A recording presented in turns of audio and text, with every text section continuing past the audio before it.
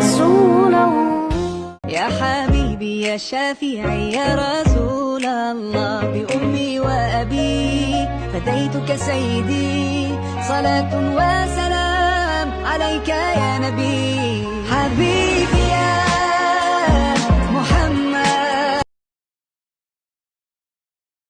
وسدد لساني سبحانك لا علم لنا إلا ما علمتنا إنك أنت العليم الحكيم وتب علينا إنك أنت التواب الرحيم ولا حول ولا قوة إلا بالله العلي العظيم أما بعد. Yang mulia segenap para sesepuh, para orang tua, hafizahumullah wa ra'ahum, semoga senantiasa dalam keadaan sehat walafiat dalam lindungan Allah Subhanahu wa taala. Khususnya pengurus RKM Al-Firdaus yang kita cintai bersama, Ayahanda Haji Herman sekeluarga, hafizahullah wa ra'ah, dan segenap para teman-teman calon penghuni surga Allah insyaallah semuanya, para bapak, para ibu, muslimin dan muslimat, athabakumullah, hafizakumullah, nasarakumullah, rahimani wa rahimakumullah.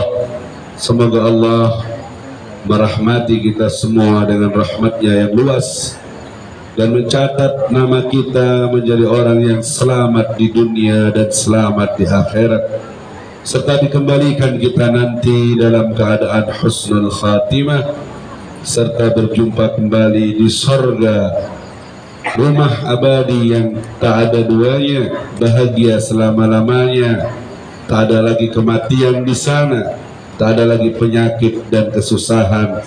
Allahumma adkhilnal jannata bighairi hisab. Semoga semua dimasukkan surganya tanpa hisab. Amin ya rabbal alamin. Kedua kalinya saya diundang untuk duduk bersama teman-teman di RKM Al-Firdaus sebagai bukti dukungan saya sesama beriman kepada Allah, umat Rasulullah, dengan apa yang digagas oleh saudara kita Haji Herman dan teman-teman semuanya, mengatur dan memperhatikan manusia yang beriman saat pulang menghadap Allah, yaitu rukun kematian. Kalau di luar sana banyak orang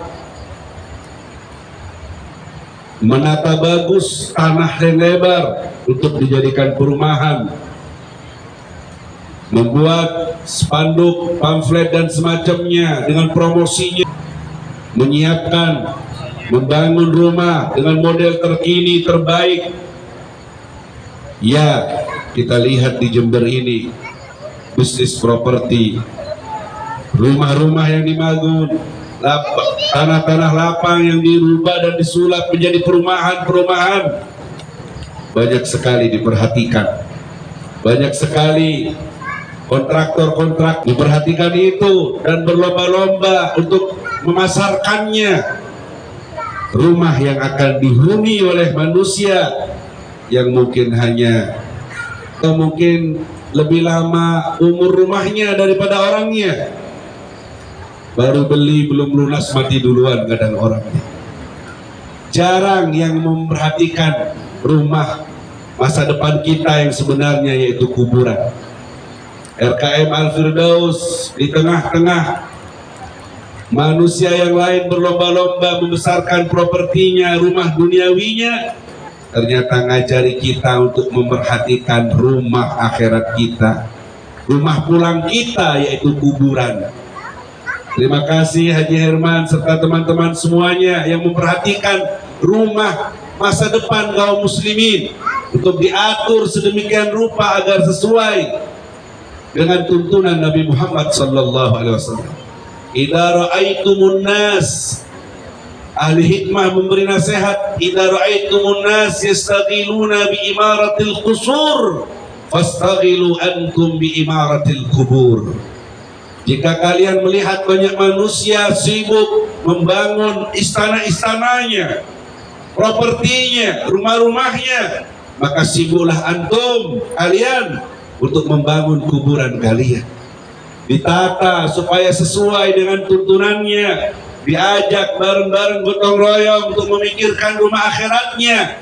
Secara tidak langsung ngajari kita agar tidak kita dunia, agar tidak terlalu tamak dan rakus, atau terlalu cepat larinya, kencang larinya dalam mengejar dunia. Ketika kita kumpul di RKM Al-Firdaus, diingatkan bahwa setiap dari kita akan dimasukkan ke liang lahat yang sempit, kubur yang gelap, tak ada pintunya, tak ada jendelanya, sendiri kita akan menghadap Allah. Kita tinggal itu anak dan istri, juga istana, rumah, mobil mewah dan semuanya. Mufarriqul jama'at, hazimul ladzat, pemisah dari semua jamaah dan perkumpulan, serta pemusnah dari semua kenikmatan, yaitu al-maut, kematian yang setiap kita akan menghadapinya. Kita berdoa pagi yang berkah ini, semoga semua yang hadir husnul khatimah. Jadi maka dari itu saya jadwal padat sekali Bapak. Setelah ini saya harus ngisi Nurul Hayat. Hari ini saya ada 5 jadwal pengajian. Tadi malam saya pulang hingga larut malam, tapi saya sudah janji dengan Haji Herman jam 6 harus di sini. Maka saya alhamdulillah bisa hadir. Ini bukan apa? Ini adalah yang diajarkan guru saya untuk mengamalkan hadis Rasul sallallahu alaihi wasallam, la yu'minu ahadukum hatta yuhibba li akhihi ma yuhibbu li nafsihi. Tidak sempurna iman kalian sampai mencintai saudaranya seperti dia mencintai dirinya sendiri. Saya cinta kepada kalian walaupun kita berbeda di beberapa masalah fiqhiyah atau far'iyah atau apapun itu, yang jelas kiblat kita sama, Quran kita sama, Nabi kita sama, Allah kita sama, wahdahu la syarikalah, satu tidak ada sekutu baginya. Atas dasar ini, karena setiap kita adalah umat Nabi Muhammad yang beriman kepada Allah, maka saya memaksakan untuk terus hadir untuk bisa menghormati undangan RKM Al-Firdaus, walaupun saya belum ngecek di mana Al-Firdausnya itu. Cuma video yang sering dikirim oleh Haji Herman. Masjidnya sudah Masya Allah, sudah berkembang, semoga segera diselesaikan oleh Allah sehingga nanti majelisnya bisa di Al-Firdaus dalam masjid dan lebih tidak ada gangguan kabel lagi insya Allah. Kasihan Ji Herman sampai keringetan. Tadi saya lihat kok urusan Ji, saya baru kasih ujian Habib, saya sakit. Urusan dia semoga tahur. Tahur itu bersih, karena penyakit itu membersihkan dosa. Kalau kita jenguk orang sakit, kita bilang tahur, suci, bersih, karena penyakit itu sekecil apapun bisa jadi kafarah lidzunub, bisa menjadi tebusan untuk dosa-dosanya. Makanya orang kalau sudah baru selesai dari penyakitnya, wajahnya itu imut lagi. Wajahnya itu kayak baru lahir dari rahim ibu, seger lagi. Haji Herman saya lihat tadi kayak imut lagi.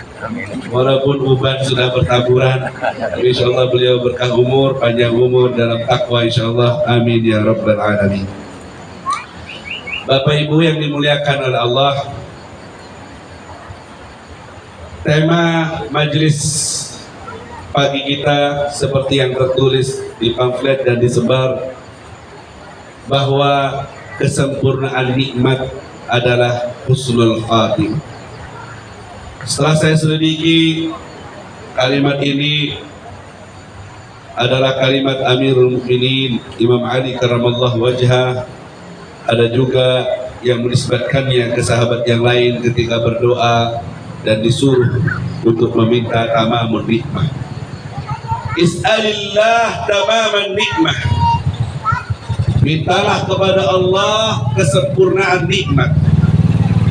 Mahia, apa kesempurnaan nikmat? Al-maut bi husnil khatimah, yaitu sempurnanya nikmat kalau hidupnya di dunia 50, 60 tahun dilewati. Punya istri, punya anak, punya rumah yang layak, punya mobil, rezekinya lancar, nikmat tidak Bapak? Nikmat. Sehat afiat, 40, 50, 60, nikmat. Bahkan dari lahir sampai kita umur sekian, kalau dihitung nikmatnya, gak ada yang bisa ngitung nikmat Allah. Wa in ta'uddu nikmatallahi la tuhsuha. Banyak sekali nikmatnya, karunia-Nya. Dari sekian banyak nikmat, lahir diislamkan lagi, dititipi iman sama Allah, hatinya dibuat yakin sama Allah, tauhid sama Allah. Nikmat luar biasa ini, aghamun nikmat, paling agungnya nikmat. Kita dijadikan muslim, kita dijadikan mumin, tapi belum sempurna Bapak, karena belum ketemu ujungnya gimana. Belum sempurna selagi masih bernafas di atas dunia. Belum sempurna kita dapat nikmat itu sampai bagaimana akhir cerita dari kehidupan dunia kita. Saat kau menghembuskan nafas terakhir, apakah kau berhasil membawa iman ini sampai menghadap Allah? Kunci surga, miftahul jannah, la ilaha illallah.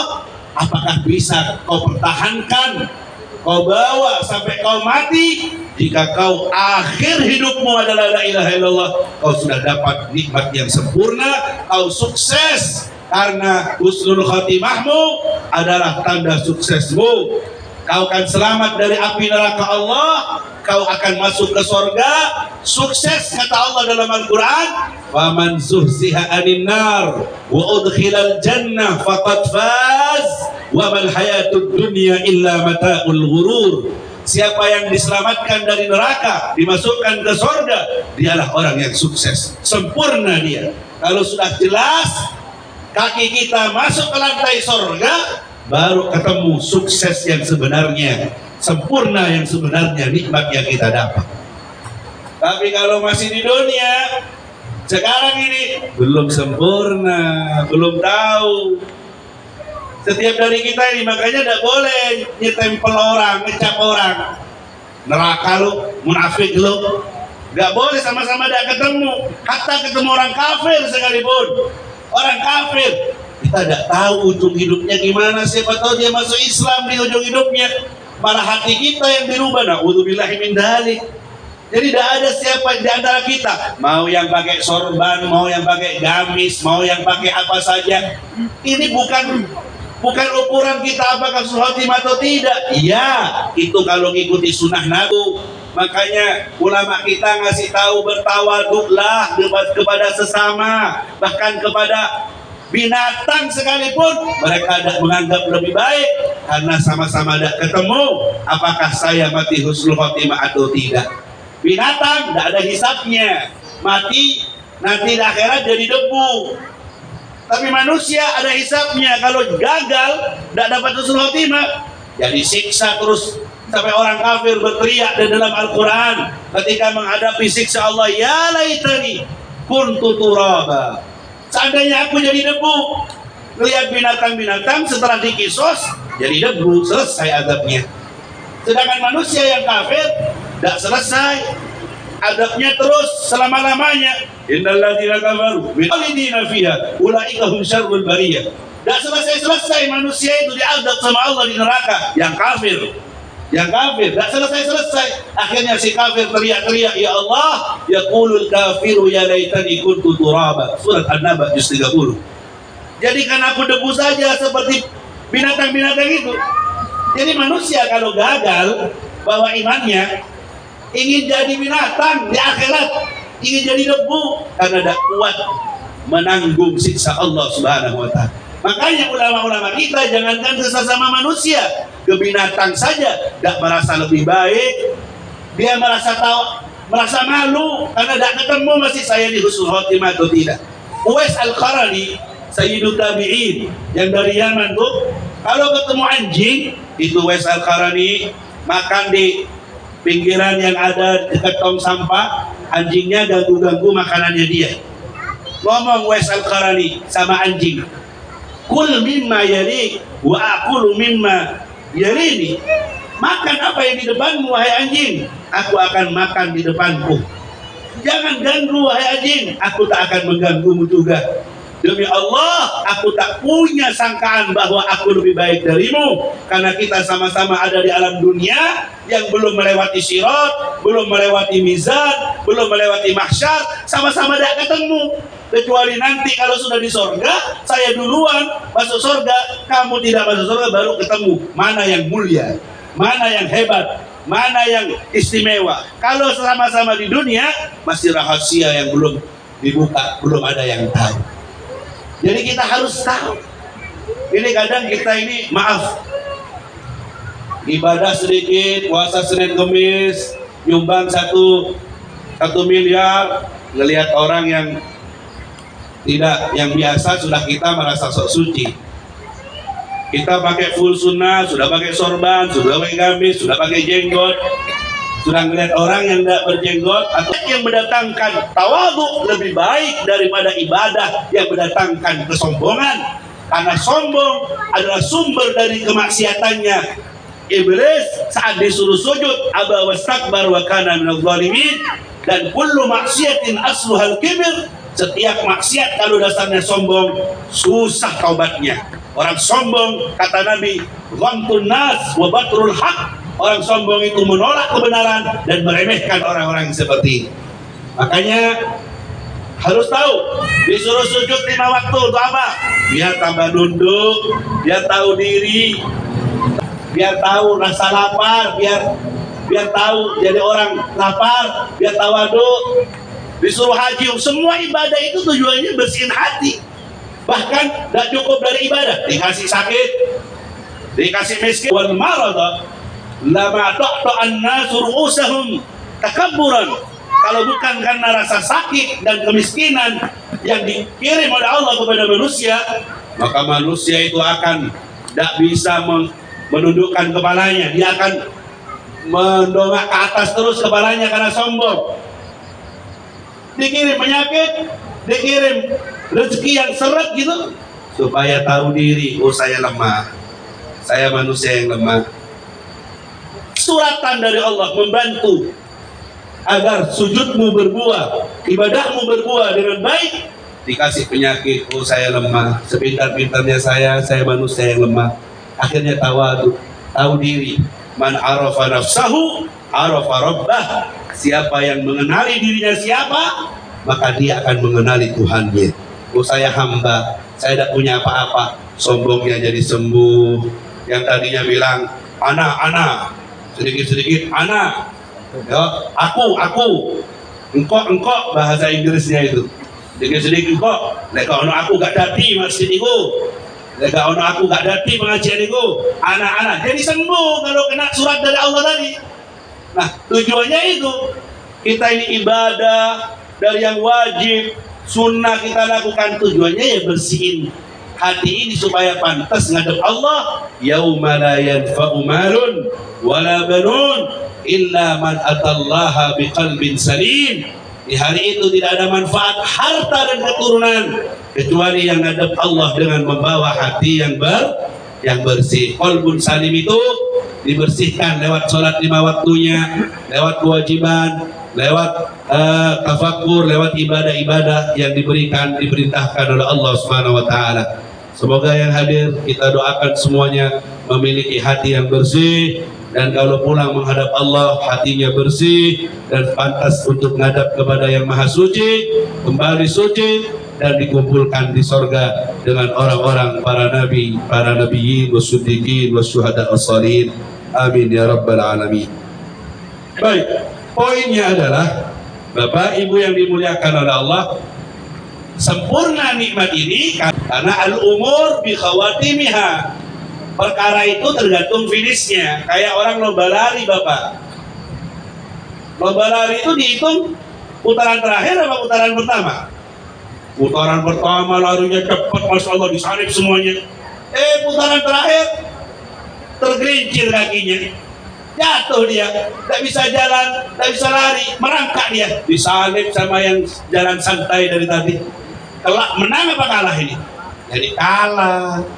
Begitu Umur kita juga gitu Bapak, makanya di eman-eman ini yang umur 40, 50 sudah pernah haji, sudah pernah umrah, sudah pernah sedekah. Jangan sampai hangus, jangan sampai mengerjakan muhbitot. Apa muhbitot itu? Penghancur, pemusnah dari amal yang sudah dilakukan. Apa diantaranya Beb yang bisa menghancurkan amal? Al-hasad, dengki. Innal hasad yaqul hasanat kama an-naru takkan. Ilustrasinya, kalau antum ngumpulin kayu bakar selama sebulan dapat segunung, kemudian dibakar, tak perlu sebulan ngabisinnya, 1 jam itu habis, apalagi kena bensin, berapa menit habis.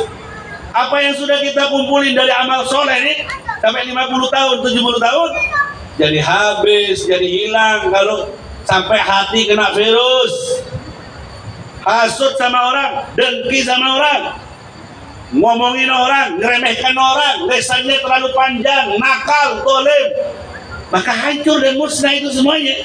Percuma Mas kalau kita sampai terkena penyakit yang seperti ini. Makanya dihindari, gagal dia tidak bisa dapat husnul khatimah, na'udzubillahi min.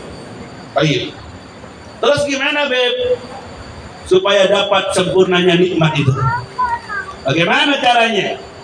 Biar kita ini yang masih hidup nih, yang tinggal menghitung hari nih kita ini, mungkin yang tersisa lebih sedikit dari yang sudah lewat ini. Kalau boleh hitung-hitungan, jujur, kadang kita ini nutup-nutupi diri, yang masih lama aja yang mau mati. Kadang kita nutup-nutupi diri, wes lah kita jujur saja. Tinggal berapa sih? Mungkin yang tersisa, coba jawab. Yang tersisa lebih banyak apa lebih sedikit? Jujur, lebih sedikit. Dong ini aja duduk setengah jam sudah berapa kali jurus dikeluarin. Kadang sila, kadang lurus, kadang... Ini sudah surat malaikat ini. Kesamaan kita dengan dunia, rakus kita dengan dunia, kadang nutup-nutupi lupa yang mau mati. Padahal jujur Bapak Ibu, yang umurnya 30 ke atas, mungkin yang tersisa lebih sedikit daripada yang sudah lewat. Betul?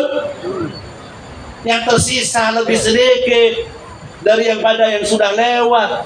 Kadang bank itu loh, bank konvensional itu tahu kok. Sampai umur 50 mau minjam duit 500 juta, dikasih. Umurnya piro? Sekat, sepuro nih. Kenapa? Gak nutut. Bank itu tahu, bisa berhitung-hitung umurmu tidak cukup 50 paling ya 5 tahun, 10 tahun maksimal. Sisa segitu, maaf, tidak nutut kalau dibuat untuk kredit, tidak nutut kalau buat untuk bayar tiap bulan, tidak nutut nanti yang rugi banknya. Mereka ahli dunia bisa membaca umur kita, kok kita sendiri pamalopah. Bahasa Inggris keluar ini sudah. Ya kan? Makanya lewat perkumpulan kayak gini kita diingatkan lagi. Apa tuh suratnya malaikat itu untuk kita sebelum sakit? Bayad sya'rik ba'da sawadi. Rambut yang tadinya hitam sekarang mulai memutih. Ayo lihat yang putih-putih ubannya ini. Ini surat dari malaikat. Wes jok noman-nomane wes. Jangan, ini surat. Inhina abadanik ba'da istiqamati. Badannya nunduk terus, tadinya tegak, sudah sekarang mau tegak bunyi kontak begitu. Ini juga surat, harusnya kita ambil ibrah. Kemudian dha'fi badanik ba'da quwwati, tadinya kuat, masya Allah. Sekarang lemes, harus pakai STMJ, harus pakai telur campur madu bisa melayani istrinya. Sekarang lemes, sedikit-sedikit lemes sampai istrinya ngamuk-ngamuk. Innata persiapan, lampu kuning, sebentar lagi lampu hijau. Diingetin kita semuanya. Jadi kita harus jaga ujung dari cerita hidup kita ini, harus kita jaga betul-betul supaya kita raih husnul khotimah. Caranya bagaimana Habib? Allah Subhanahu wa ta'ala dan juga nabinya Nabi Muhammad sallallahu alaihi wasallam ngasih kunci kepada kita. Kuncinya bagaimana, Beb? Al-mar'u yamutu ala ma'asha alaih. Orang itu akan mati sesuai dengan model hidupnya.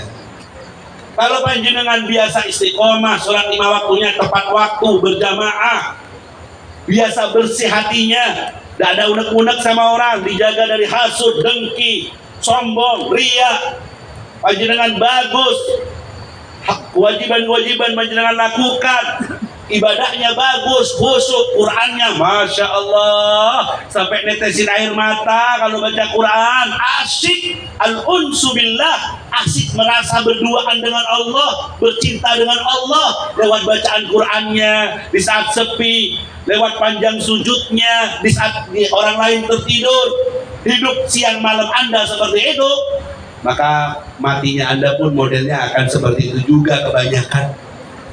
Tapi kalau sudah hidupnya buat main-main, kumpulannya sudah komunitasnya komunitas ghaflah, lalai terus. Dari minggu ketemu minggu lalai, kumpul sama yang tidak sholat, ikut tidak sholat, ngeremehkan azan, suara azan dibiarkan. Lebih dahsyat suara HP-nya daripada azannya. Dengar azan subuh, masih bisa ditawar. Dengar HP bunyi, walaupun ngantuk diangkat teleponnya. Padahal tidak jelas manggil untuk apa. Setelah diangkat ternyata nagih utang.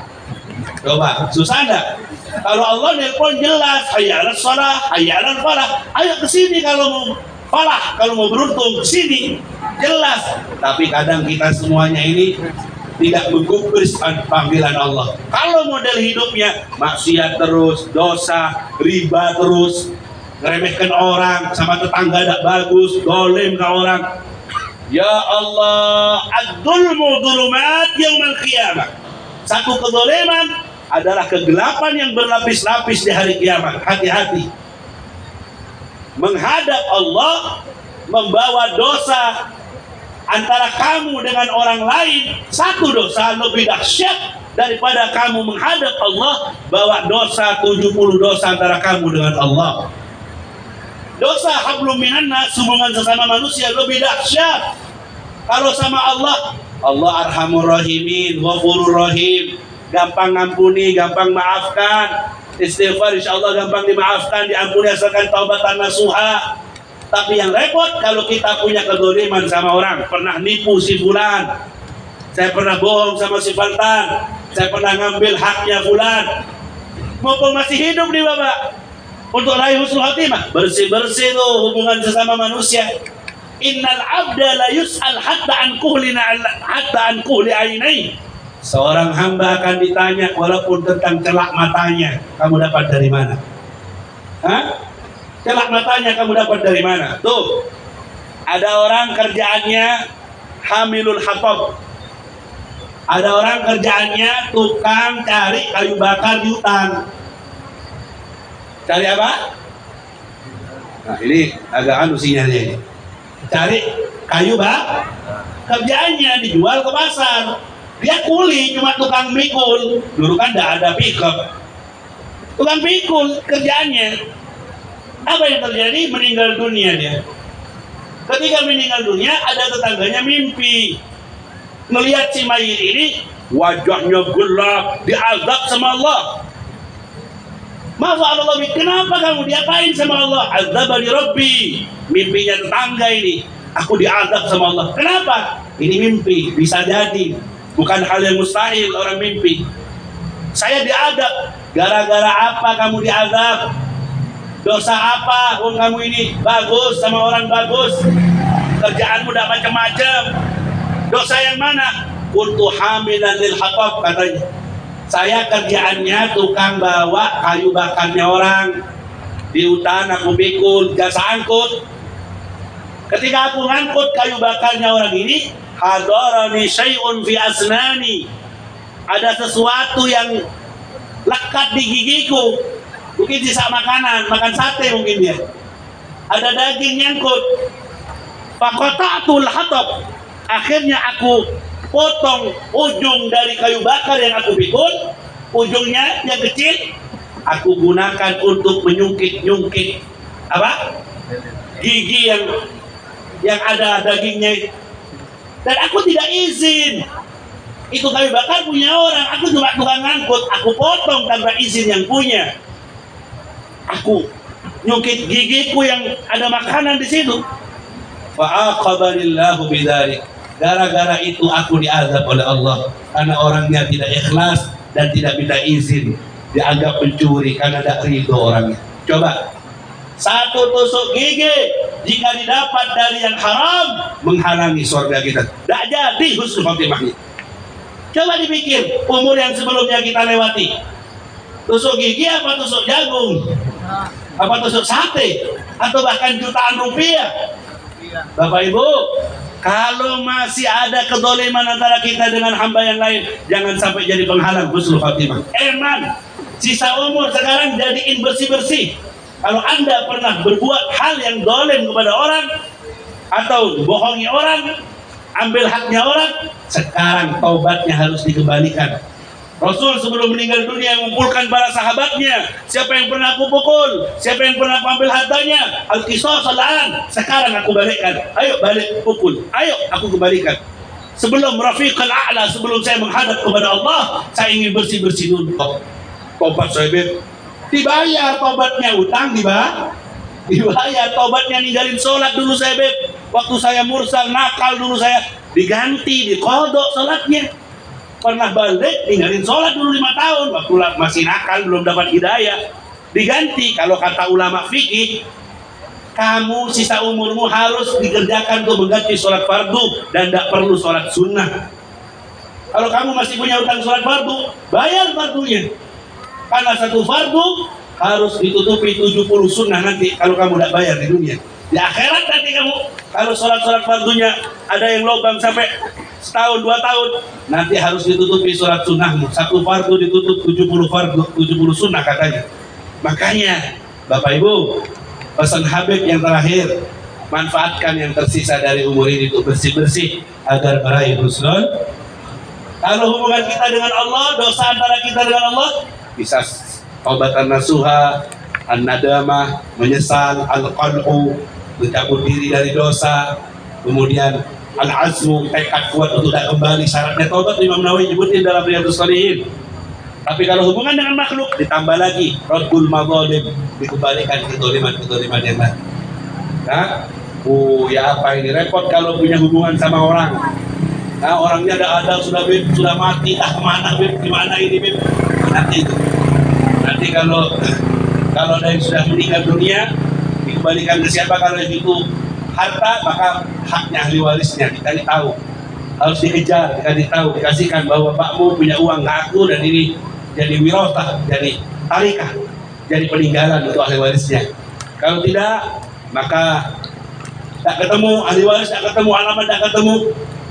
Katanya dihadiahkan istighfar lahuma, istighfar untuk keduanya, istighfar, kemudian didoakan Rabbana ighfir lana wa li ikhwanina, dan sedekah diniatkan untuk yang kita zalimi, sebagaimana hadis sahabat yang bertanya tentang tanahnya yang disedekahkan untuk ibunya, ayan fa'uha in tasaddaqtu anha, apakah bermanfaat jika aku mensedekahi ibuku yang sudah meninggal dunia? Qala na'am, ya silahkan, kata Rasul SAW dalam hadis Sa'ad. Ini pandangan kami yang pernah kami pelajari. Wa ilah, monggo, kalau punya kezaliman segera selesaikan sebelum ajal mendahului, agar kita semuanya ini diselamatkan dari penghalang-penghalang yang bisa menghalangi kita dari husnul khotimah. Na'udzubillahi min dzalik. Akhirnya, Bapak Ibu yang dimuliakan oleh Allah, untuk meraih husnul khotimah tadi, atur hidup yang tersisa sebaik mungkin sesuai sunnah Nabi Muhammad SAW. Kerjakan yang wajib-wajib, bayar yang selesaikan hutang-hutang, baik hutang harta maupun hutang-hutang kezaliman, untuk dikembalikan kepada hak-haknya. Kemudian banyak meminta untuk diberi husnul khotimah, karena yang ngasih adalah Allah SWT.